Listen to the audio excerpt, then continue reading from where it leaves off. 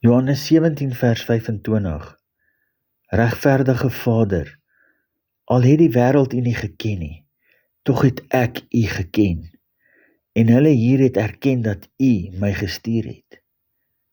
Erken dat U my gestuur het.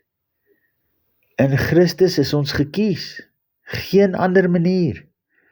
Ander gode, gevalle engele, en hulle nasate uit die vrouens van die mens deur rebellie teen God, mag gemanifesteer het vanuit die geestesrealm uit rebellie aan die mensdom, wie die kroon van God se skepping is, en wou hulle self bekend gemaak het as gode aan die mensdom.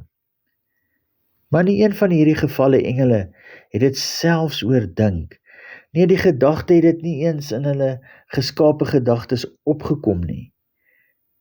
Nie een selfverklarende God het homself kom offer as losprys vir die mensdom se vryheid nie.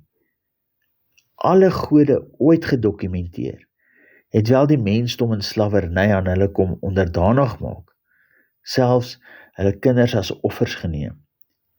Die realiteit is, dat alles het in en deur Christus ontstaan. Daar was wel rebellie in die geesrealm, maar dit was om ook gode te wou wees. Daarmee die val van die mensdom ook soos opgeteken in Genesis 3.